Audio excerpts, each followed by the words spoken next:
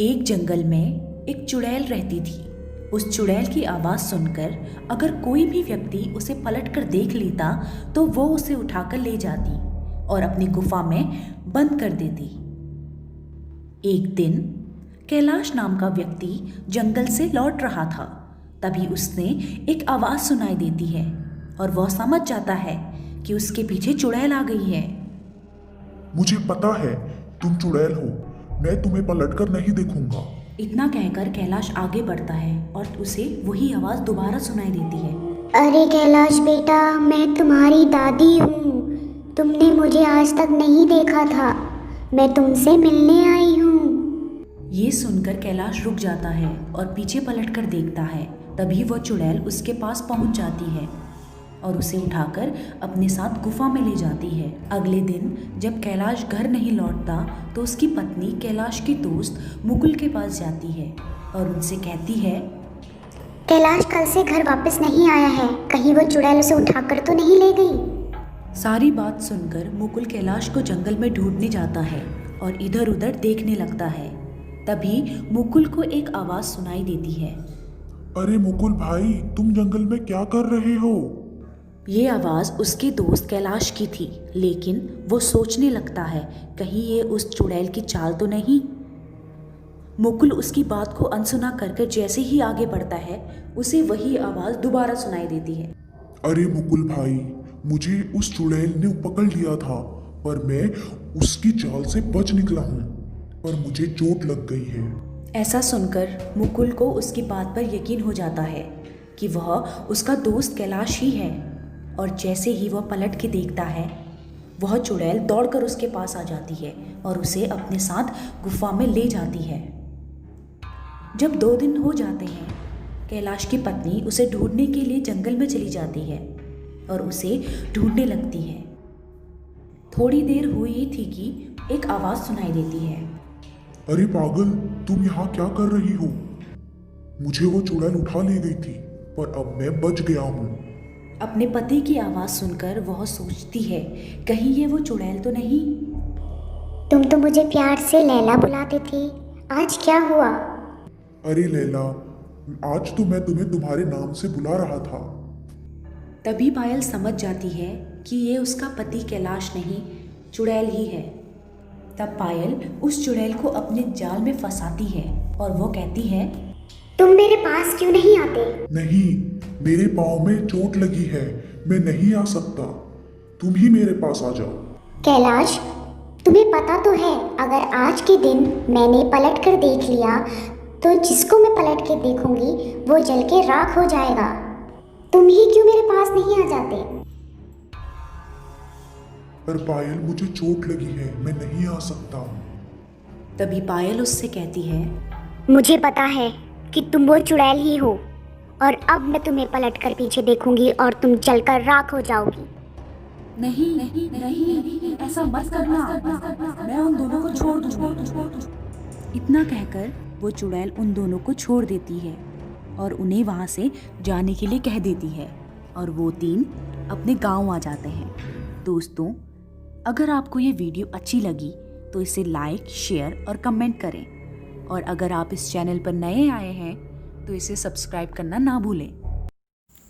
एक बार की बात है, तारंगपुर गांव में रामू और उसकी पत्नी चंपा रहते थे। उनकी एक संतान भी थी जिसका नाम गोपाल था। वो प्यार से उसे गोपू बुलाते थे। गोपू करीब 5 साल का था। गोपू बेटा, चलो अब बहुत खेल हो गया, आओ मेरे पास आओ, कुछ खा लो। हाँ माँ, मुझे भी बहुत तेज भूख लगी है, आता हूँ, कुछ खाता हूँ। रामू के गांव में अपने खेत थे जहां वो खेती करके अपने परिवार का जीवन गुजर बसर करता था। रामू के पड़ोसी किशन के भी खेत रामू के खेत के बगल में ही थे। किशन की पत्नी मर गई थी और उसकी कोई संतान भी नहीं थी, तो वो बस गोपू को ही अपने बेटे जैसा समझता और बड़ा लाड प्यार करता था।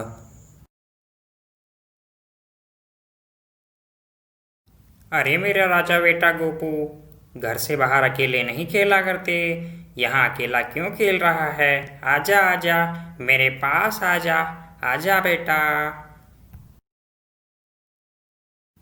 गोपू किशन की बात सुनता है और खुशी खुशी किशन के पास चला जाता है। फिर किशन उसे बड़े प्यार से समझाता है। अरे बेटा गोपू, अपने माता पिता को बताए बिना घर से बाहर मत निकला करो। बाहर बच्चों के लिए खतरा होता है। हाँ। गांव के बाहर एक पुराना बरगद का पेड़ था। बूढ़े बुजुर्ग इस पेड़ की बात बताते थे कि इस पेड़ पर एक चुड़ैल रहती है जो गांव के बहुत से लोगों को अपना निवाला बना चुकी थी। सभी लोग उस पेड़ से दूर ही रहते थे और अपने बच्चों को भी उसके पास नहीं जाने देते थे। ये डर गांव के हर आदमी में था।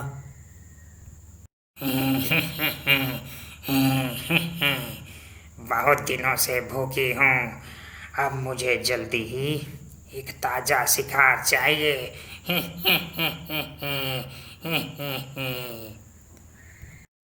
एक दिन गोपू खेलते खेलते उस पेड़ के पास चला जाता है और उस पेड़ के नीचे ही खेलने लगता है।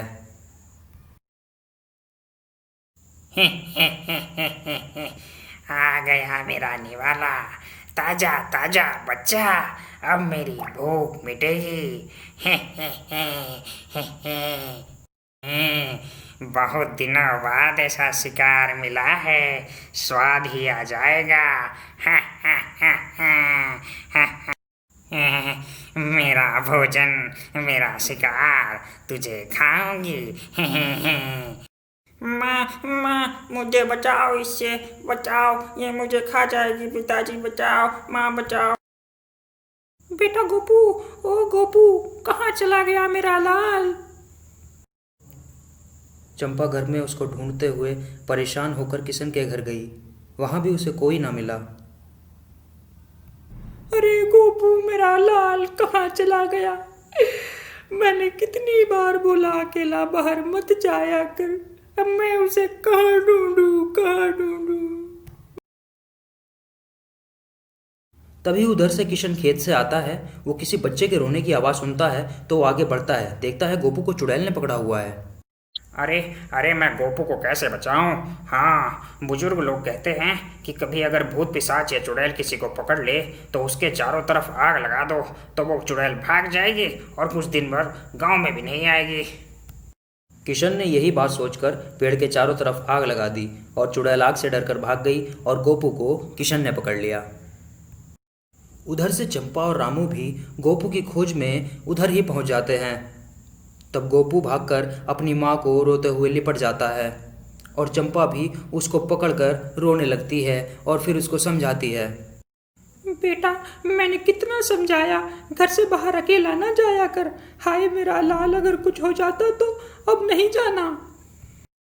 गांव में ये बात आग की तरह फैल गई थी।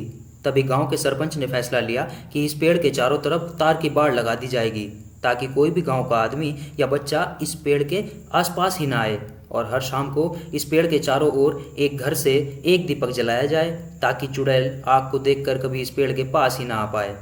इस तरह से गांव में शांति बनी और गोपू भी अपने माता पिता का कहना मानने लगा। गांव से चुड़ैल के जाने से सभी लोगों में चुड़ैल का डर खत्म हो गया था। तो मेरे प्यारे दोस्तों, इस कहानी से हमें क्या शिक्षा मिलती है? हमें शिक्षा मिलती है कि बड़ों के द्वारा बताई गई बातें माननी चाहिए, वरना जो गोपू के साथ हुआ वो किसी के साथ भी हो सकता है।